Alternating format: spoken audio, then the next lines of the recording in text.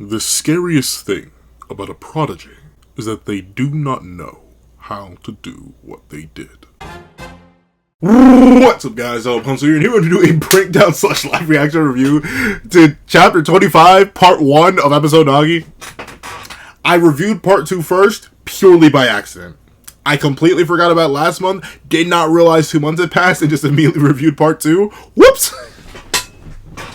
I wish I had like a more in-depth. That was not purposeful. Like sometimes I'll do that purposefully, like, oh, I missed the chapter, let me just leave it be and pretend that I read it or read it. Like if I do that for other series, typically I'll read the chapter on my own and then review the latest chapter. No. This was purely accidental. I just forgot. Like I just straight up forgot that chapter didn't come out. And I know, that's the thing, that's bad of me. Because I know someone reminded me of Chapter 25 dropping last month. Someone did. Just like someone reminded me of Part 2 dropping this month. But I immediately got on Part 2. Completely forgot about Part 1. So now let's retroactively review. Because that's the thing, right? For something like a prequel manga, I don't really have to worry about how I review it in order. Because like I know where these characters end up. Like literally all of them. Like every single character in this match, I know where they end up to some degree in the future. Except for like 2 characters, but even then I think they're just kicked. So let's not waste any more time and let's hop right into it. Editing me. Are you ready? 3, 2, 1, go. What's up, guys? That guy with a pencil here. Fun fact, I do happen to have it on me and keep it on me at all times. And another fun fact, I wasn't kidding in the intro. This is a Peak Lock review, aka Peak every month. It's a Peak Lock episode Nagi review, so it's a peak every month, so you know I gotta hit it with it. We're pre-drawn on this bad boy. Now, funnily enough, despite reading the chapter that comes after this, I don't actually have much context for what happens in this chapter. Because the score was still just 1-1 next chapter. So I'm not actually sure what's going to happen in this chapter, which is weird. But, hey, I'm excited to find out. But actually, to cut back to what I mentioned in the intro, that is a pretty difficult thing with prodigies. That I've at least noticed in my experience of interacting with them. I'm not like a Blue Lock character. I haven't run into a billion different prodigies, all of a billion different backgrounds. But I've met people who are just naturally good at things. And, heck, even me, to some degree, I'm mostly naturally good at some stuff. And the thing that I've noticed I struggle with, and I've seen other people of natural talent struggle with, is explaining how you do certain things.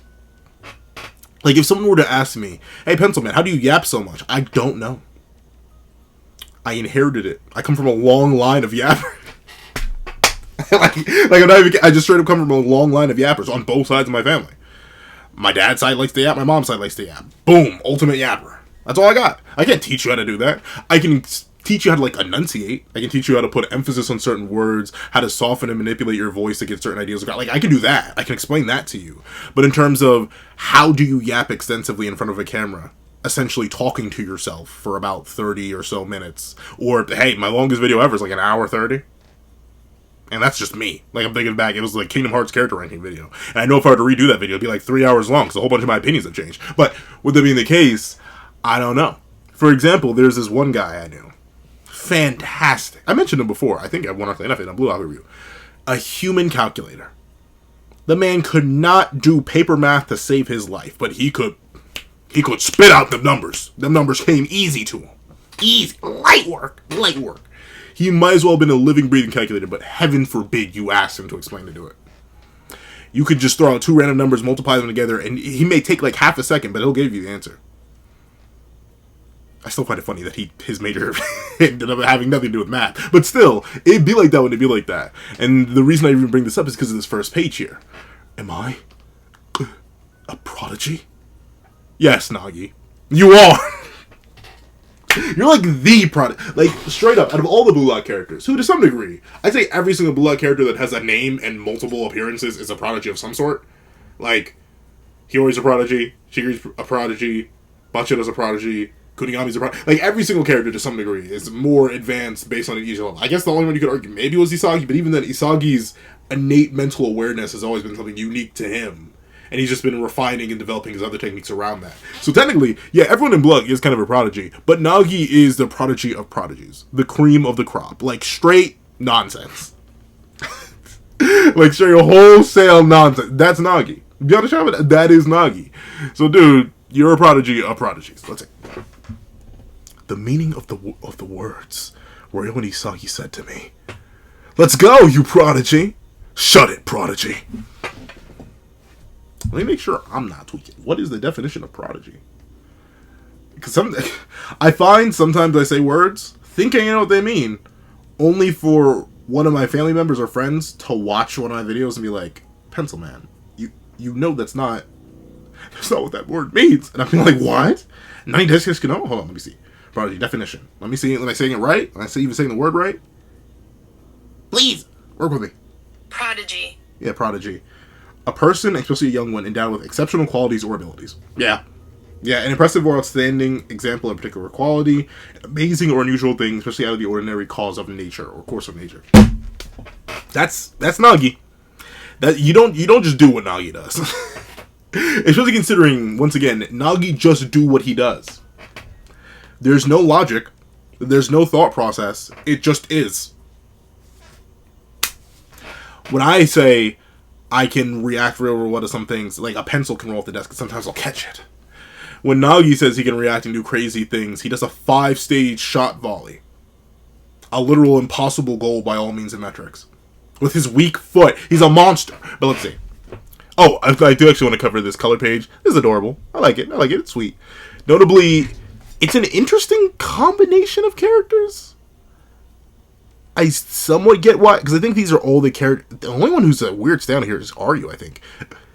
I'm not sure if he got a light novel, but I believe all these characters, this is clearly a reference back to their middle school days, right? Hiyori, middle school outfit. Aryu in a suit, strangely, but I'm guessing to me that was his middle school outfit. Kunigami, I believe he went to a casual middle school. I know he got a light novel background for him. Yukimaya, I'm not sure if it's just the backstory he had in main story Blue Lock, or if he also got a light novel. Nico, I know he also appeared in one of the light novels. Baro got his own light novel. Rin, he has not only his, I think, a light novel and a prequel chapter. Bachira, a major character, but I don't think he ever got a light novel, but obviously we know his backstory. Shigiri, we saw his backstory in the manga, and I think they have still also gotten a light novel. And obviously Reo, Nagi, and Isagi, just currently kind of the main, weird to say, because obviously Nagi and Isagi are like the main duo of Blue Lock. They're the ones that have their own multi-running mangas about them. But I guess technically Reo is up there, because episode Nagi, I'd say it's like 66% Nagi, 33% Reo. Just about split-wise. And Reo is the deuteragonist of this manga. And realistically, I hate to say it, it's low-key getting harder and harder to call Bachira the deuteragonist of the main manga, because we haven't seen him in forever. It's been well over 100 chapters. Since I think I think we've seen him on panel, but it's never been more than like maybe a panel or two.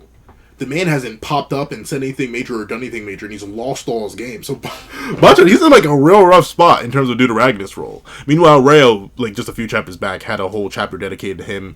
And, well, not a whole chapter, but a good chunk of a chapter dedicated to his match with Shido and Kunigami. And him getting absolutely annihilated. But let's actually hop right into the chapter itself. The meaning of those words Reo and Isagi said to me. It's time for me to confirm it. You know what? I can definitely understand that to some degree. Like, especially when it comes to what you define yourself as. Like, notably, I can understand indifference if it's like, oh, you're good at this. Like, for example, someone would say, oh, you're good at math. Yeah, sure, I'm good at math. But if someone were to say, oh, you're a math prodigy, or you're the smartest math guy, like, something along those lines, you're probably, like, instinctually, you're gonna address that as part of who you are.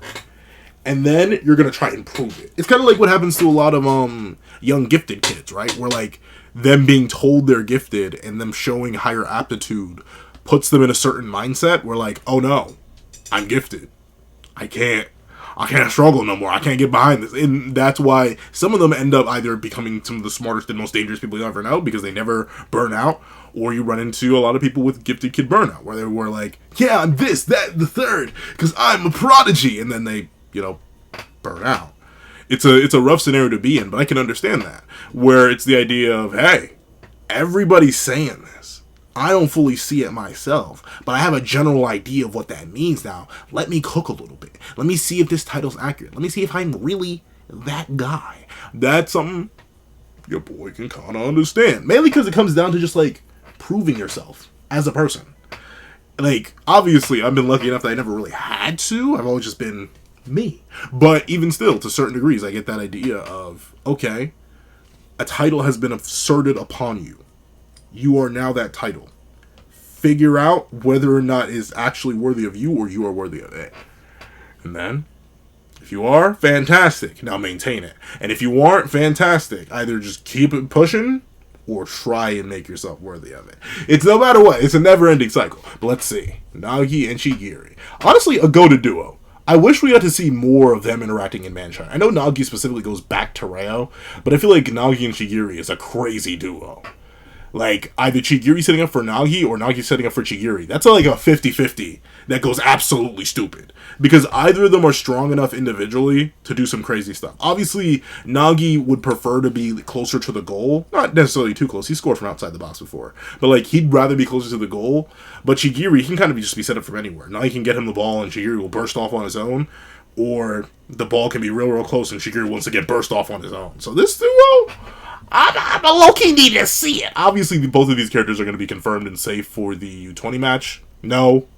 Nagi haters, he's not dropping out of the top 23. If anything, I could see Reo doing that. But even then, he's not doing that either. So, I'm interested to see Nagi cook a little bit. With Chigiri, considering that's a format that probably will exist. Kaneshiro-sensei put it on my plate, but let's see. Nice goal! This final match is out. It was the first goal. Like, I know y'all win anyway. That's the thing that sucks. Once again, it's a prequel series. Or, like, I still don't know what you would call it. What would you call it? Because technically it is a prequel, but it's not a prequel. Because it runs concurrently with the main manga. Like, if Star Wars Episode 1 came out in between the serialization and release of 1 and 2, technically it would be it'd be a prequel. It would be a prequel. So I guess technically, yeah, this would be a prequel. I don't know, it just feels weird calling it a prequel, considering it does run parallel to the main manga in some sense. In terms of both of them having release schedules and the main manga not actually being complete. But, I suppose it is an episode, so it's a side series. Let's see. This final match is ours. First to 5 points. Hey, look at Zantetsu using his brain. Let's see. I'll hunt you. Borrow. Hop. Off. Tip. You know, we get on a bunch of other characters' case, and by we, I mean the fandom, and by the fandom, I also mean me. We hop on a bunch of other characters' case for meat watching, meat riding, twist tipping, or tip twisting. Borrow's chief amongst it. He's always talking about, I'll hunt you, I'll devour you, I'll consume you whole, I'll be the darkness to your light. Like, Borrow. You ain't beating the allegations, brother. You may try to be the most uber masculine character in this series, but by doing that, though, you're more subtle with it. You aren't as easily pinned as someone like Bachira, as someone like Reo, as someone like Nagi, as someone like Isai. You aren't as easily pinned, Buckaroo. But like, I know what you are, bro. Ain't no way on this good green earth am I talking about hunting other men. What? No. Not me. Y'all hunting other men? Yeah, I mean, if you're into that, I ain't knocking it. But like, even just hunting in general, you hunting people? I get the context, bro. Trust me, I'm here. I get the context, but still. Little freaky deaky, dog. But let's see. Not bad. White. That was TFS Birder. Oh, not bad. I'm the fastest guy in the universe. I'm adding that one to the... I didn't know I could do that. That was me trying to do a snake voice. I was low-key going for Orochimaru in my head. I gotta remember I could do that. I have like 3 different characters from other series I review in my head that are gonna get the Birder voice. Whew. I'm the fastest guy in the universe. Not bad. White-haired beanpole. I know it doesn't sound anywhere near as accurate. I forget who voices TFS Birder, but yeah, another voice added to the repertoire. But that's the thing. It has more, and I guess Birder technically is a reptile, or at least he's designed after a reptile. It goes more into like the his snake aesthetic than I think the TFS Birder voice was meant to. But I guess it works for this character with the forked tongue. But Jace, you owe me space. What? I need to, man. especially since it's been over. I need to rewatch a bunch of TFS. I watched I know Team 4-Star did a whole watch through of their run and the boo bits that Totally Not Mark recently did, and that was fantastic. I loved watching it through with them as well because they provide so much extra commentary, and it really helped me get some of my voices back. Like, and I still struggle with some of them. Like, I used to do a really, really good Imperfect Cell. TFS Imperfect Cell specifically. I could never do Damian Clark's version of it or the original dub actors. Never good. I don't know. Something about it just never sat right with me. But my old friend Piccolo. And then, funnily enough, I think I mentioned this before. Once again, it's so weird when you have so many videos on the channel, all long form, because I forget what I've mentioned before and what I haven't. But what used to be my key point, like typically I'll have lines that get me into certain voices. For Mickey, it's the ha-ha. For Vexen, I'm a scientist. For who else? Most of my other voices are just like pitch transitions. Basically, I don't really need to do a certain line to get into them. I simply do them. I simply go really, really high. I don't know why. Years of being forced to sing tenor as a bass is what allowed me to very easily tap into falsetto. But whenever I go into voices, I typically have guidelines. And the guideline for my imperfect TFS cell was the conversation he has in one of the intro parts when he is doing a voice. Like, when Imperfect Cell is impersonating a town, it's the Nikki Town thing. That interaction, that used to be my guidance, which was so weird, because that's technically two voices. And I don't know how Takahata 101 did that. Like, just immediately came up, like, all the TFS voice actors are crazy in terms of their voice on ability. It's why they've all gotten real jobs in the industry. It's why they were acknowledged by Toei themselves. Like, they're all fantastic. But I used to love the Imperfect Cell voice. I could whip that on command. Frieza. The thing is, I'm not sure where, despite listening to a bunch of DFS Frieza, I've also listened to a lot of canon real Frieza, Chris Ayres, and the previous canon Frieza. So, I mean, yeah, I hate to say, you know what my guidance for that one is? Filthy monkeys.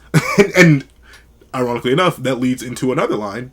A filthy monkey who can't even use jujutsu. Ghetto from JJK. So I'm sorry, I'm going on a complete voice actor rant after accidentally discovering the birder voice. But this is what plays through my head whenever I do the different voices. And I would do Imperfect Cell, but I did a little bit of it, and that actually tears apart my throat. I have no idea how Takahata 101 did entire scenes with multiple takes. That man's a monster. But let's... Not bad, white-haired beanpole.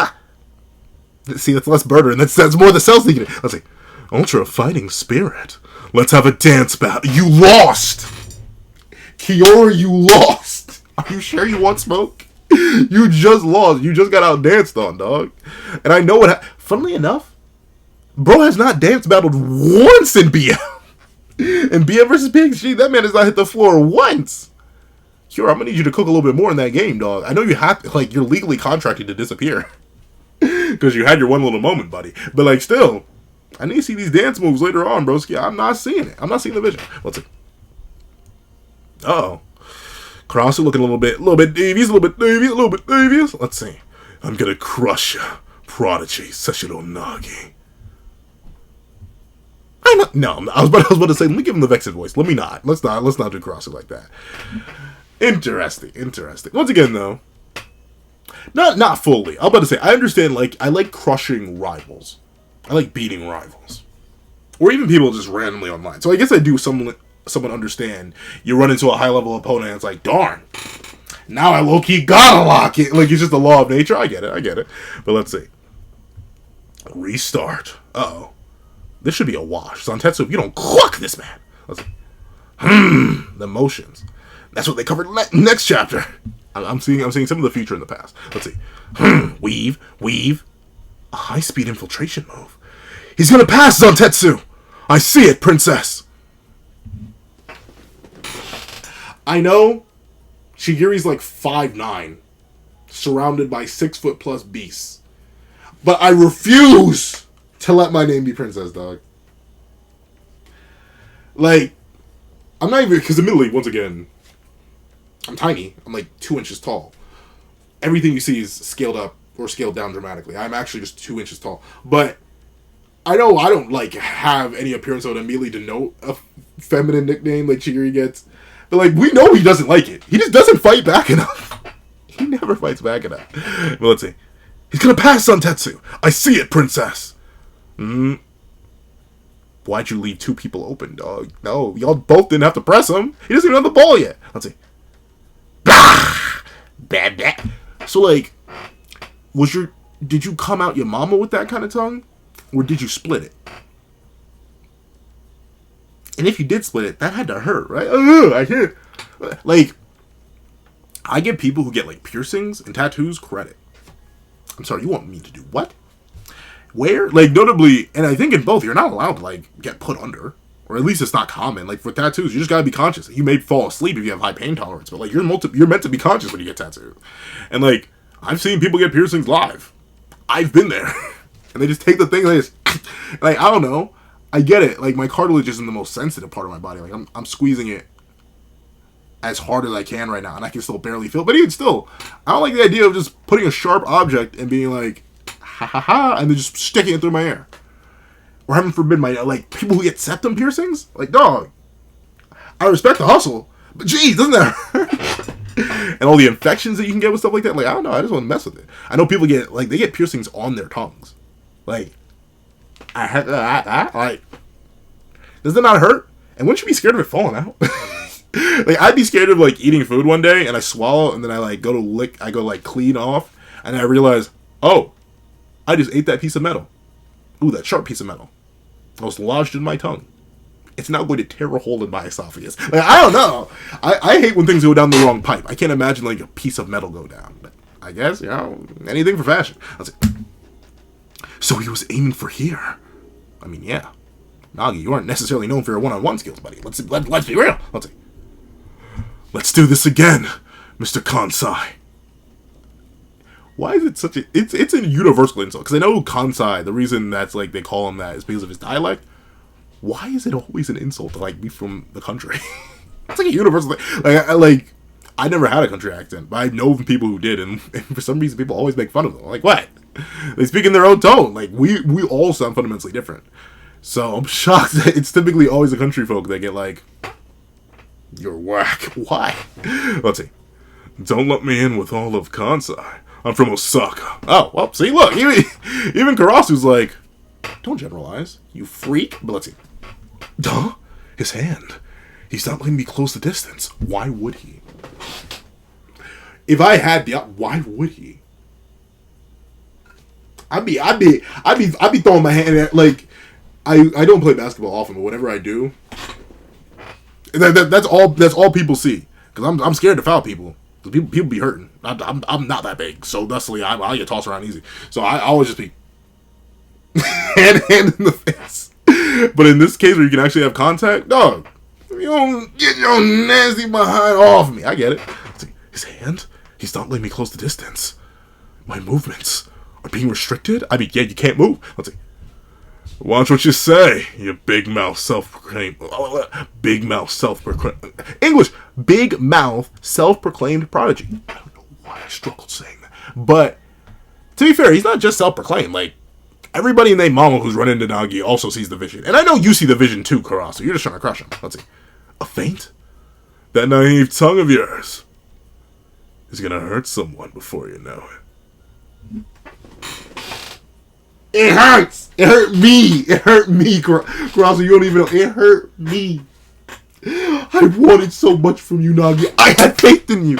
I trusted you. And you just left me to regress.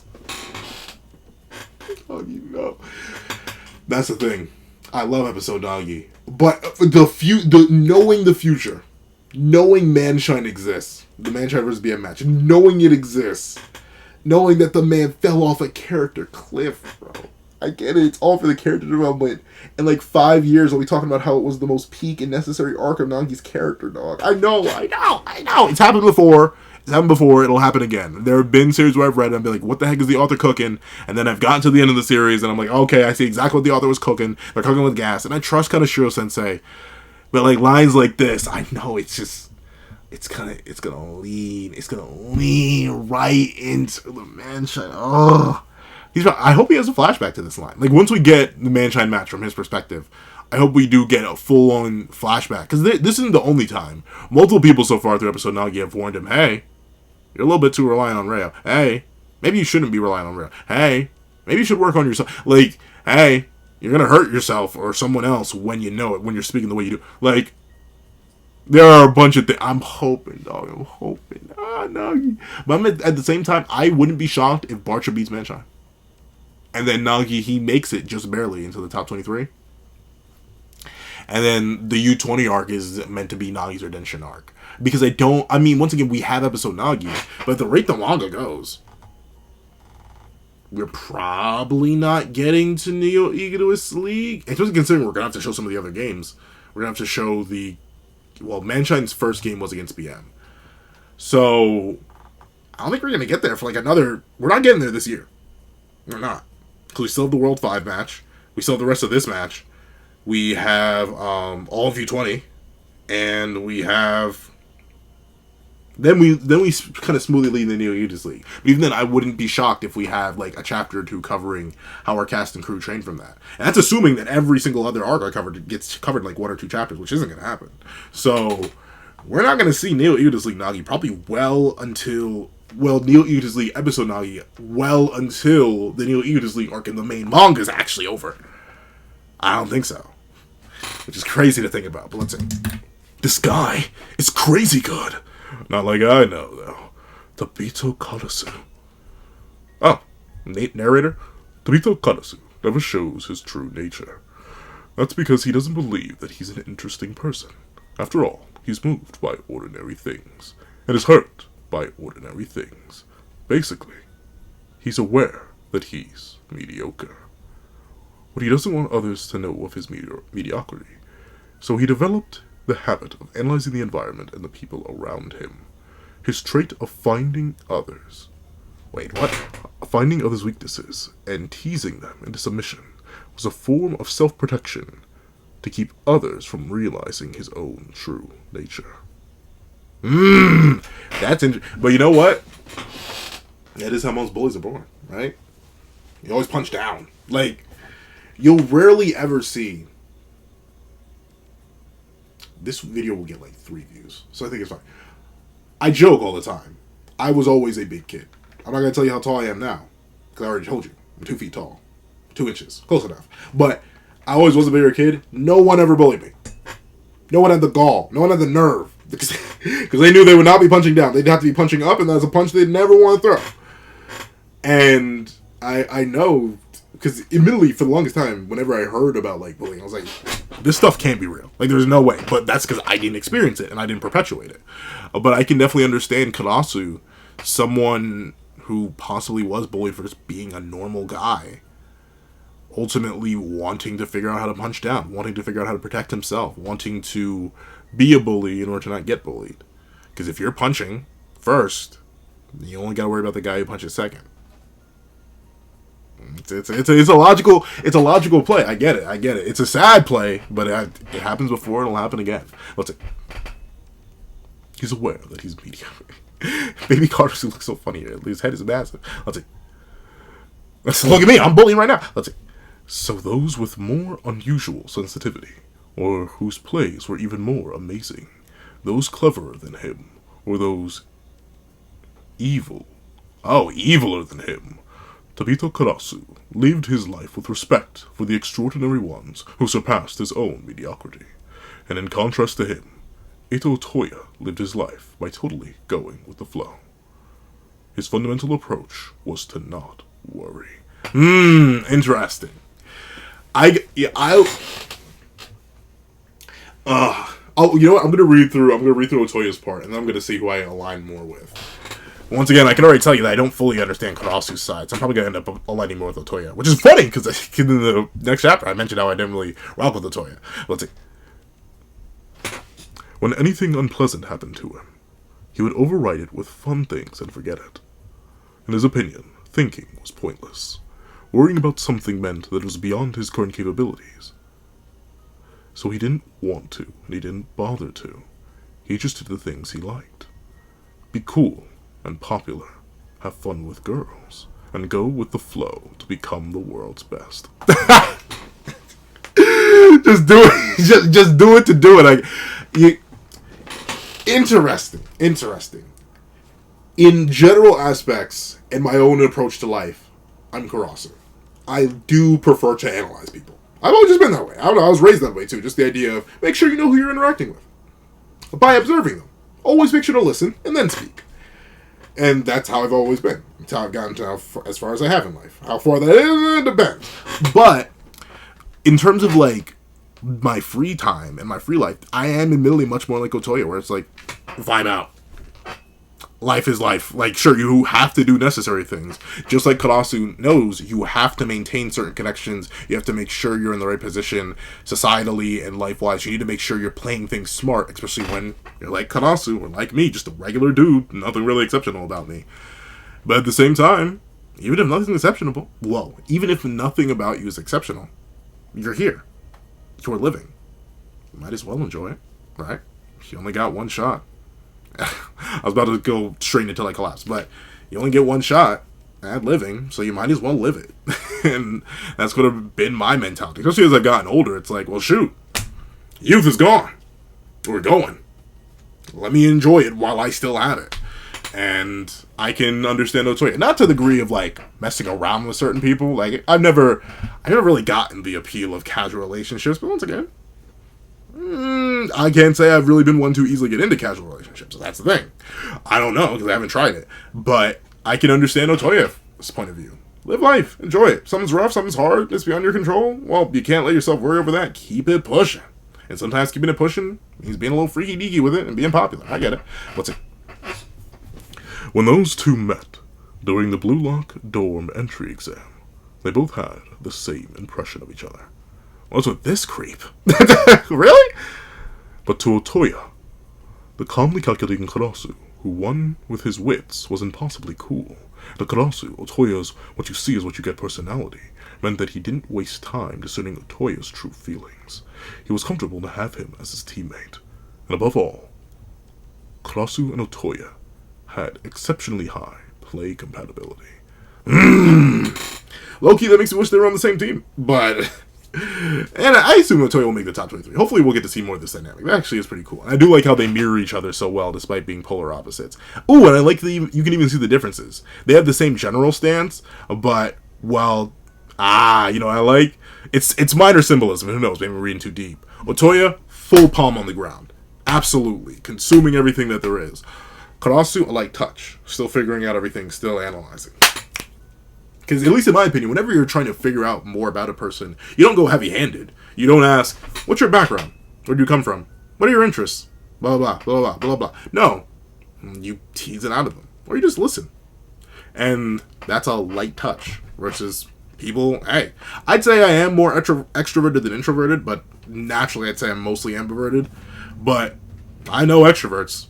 They are very much, hi, my name's such and such. Who are you? How are you? Where do you come from? What's your background? What came you here? Blah, blah, blah. And, like, they're very hands-on, full palm down. So if that's intentional, nice. If I'm reading too deep, also nice. Well, let's see. Karasu's preference for using hand techniques to keep the ball and the control to the midfield. And Otoya's fondness for slipping past defenders to charge up to the center goal box. Together, the two of them were mutually beneficial for winning in Blue Lock. Ah, a natural midfielder and a natural striker. Shame Otoya fell to the midfielder position. Let's see. Hey, Otoya. What, Karasu? Ah, so that's the end of the chat. Okay, so that's why this was part 1, part 2. Alright. W chapter. If only for the fact that I got the birder voice. Something I didn't think was going to happen. On a character who I don't even know the name of. But still, very nice chapter. Once again, it's nice to get more context on these side characters. Like, especially considering for the longest time, I wasn't necessarily a Karasu fan. I thought he was neat, but I know there are, like, huge Karasu fans out there. And, well, I'm still not the biggest fan of Otoya. I do somewhat align with his general philosophy of life, at least in certain aspects. And I can respect that. So this chapter made me appreciate both of them much, much more. And it does help in complement with chapter 225, part 2. Or not 225, chapter 25, part 2. So overall, nice work, episode Nagi. This chapter was in fact worthy. However, if you made it all the way to the end of this video, please do me a favor and leave Ninja Crow. Ninja, as in obviously like a ninja, and then crow, as in the bird, in the comment section down below. I'd like to thank you so much for watching. Please remember to leave a like, share, comment, and subscribe. And make sure to hit that notification bell so you do not miss out on any videos that come to the channel. Also, I do happen to have a Patreon down below where you can support me for as low as $1 $1 month, and things like exclusive videos, early content, and more. You also now become a member of the channel for as low as $3 a month to get the same perks and more. So those perks will include the live reactions every the series I review, ad free ratings of all my videos, and if you become a $25 patron or a $25 member, you can order whatever video you want. Also, I do have a link to my Ko-Fi in the description down below, where you can drop 5 beans for a short video, 25 beans for a long video, or any beans at all. Any support is always greatly appreciated. Now, I'd like to thank you so much for watching once again, and I hope you guys have a wonderful day. This is That Guy with the Pencil, writing off.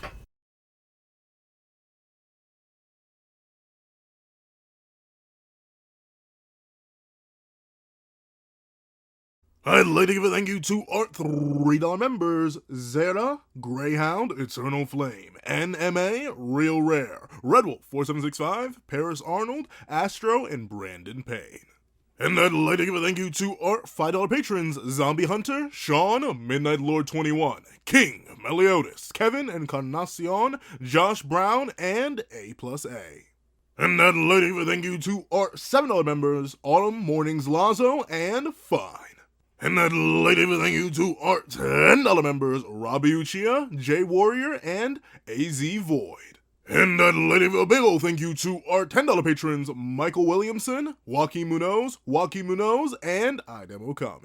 And I'd like to give a final gargantuan thank you to our $25 patron, Calvin Elder.